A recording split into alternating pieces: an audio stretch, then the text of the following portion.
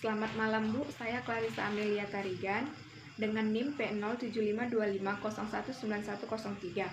Di sini saya akan menjelaskan sedikit mengenai sterilisasi. Pertama kita harus mengerti pengertian dari sterilisasi. Sterilisasi adalah proses kegiatan menghancurkan atau memusnahkan semua mikroorganisme termasuk spora dari sebuah benda atau lingkungan.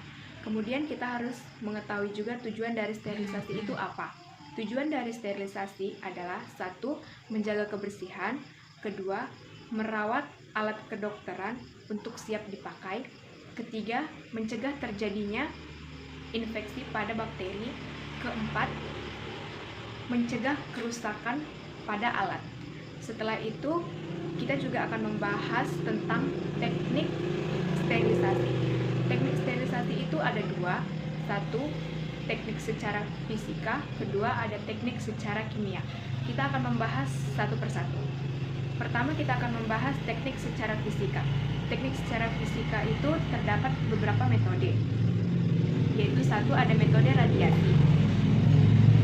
Di metode radiasi ini menggunakan gelombang elektromagnetik, contohnya seperti radiasi UV sinar gamma.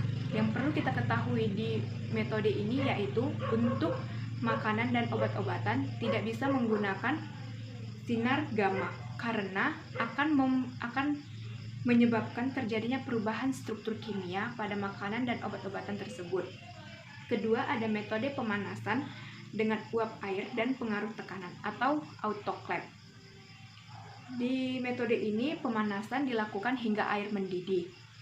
Organisme yang tidak berspora dapat dimatikan dalam tempo 10 menit. Ketiga, ada metode pemanasan kering. Pada metode pemanasan kering ini kurang efektif apabila temperatur kurang tinggi. Efektivitas pada temperatur metode ini biasanya 160 derajat Celcius sampai dengan 180 derajat Celcius.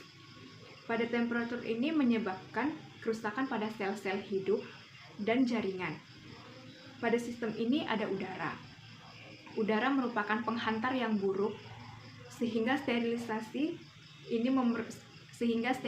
pada metode ini memerlukan waktu dalam 1 jam pada temperatur 160 derajat Celcius. Kemudian kita lanjut dengan metode pemanasan secara intermiten atau terputus-putus. John Tyndall pada tahun 1877 pada hasil penelitiannya mengatakan bahwa temperatur didih 100 derajat Celcius selama 1 jam tidak dapat membunuh semua mikroorganisme. Tetapi, bila air dididihkan secara terus-menerus atau berulang-ulang sampai 5 kali dan setiap hari mendidih, diistirahatkan selama 1 menit, akan sangat berhasil membunuh semua kuman. Hal ini terjadi karena intermittent lingkungan hidup, pembentukan sporanya dapat diputuskan. Kemudian ada metode pembakaran langsung. Pada metode ini dapat dilakukan dengan pembakaran langsung pada nyala lampu Bunsen mencapai merah padam. Cara ini membuat alat menjadi rusak. Keuntungannya, mikroorganisme akan hancur semuanya. Kemudian terakhir ada metode penyaringan atau filtration. Pada metode ini dipakai untuk sterilisasi larutan gula, cairan lain seperti serum, atau hasil produksi mikroorganisme seperti enzim dan eksotoksin, dan untuk memisahkan virus dan bakteri dari organisme lain. Setelah kita membahas tentang cara fisika, kita akan membahas juga sterilisasi cara kimia.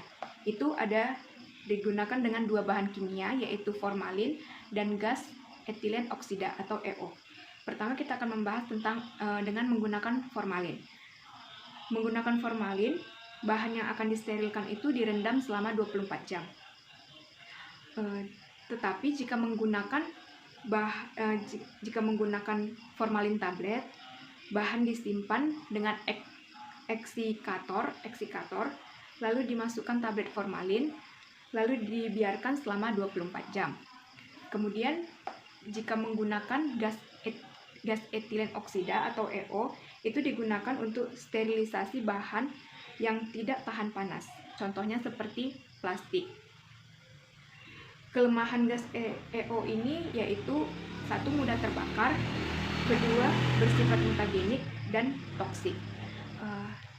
Demikian penjelasan saya mengenai sterilisasi.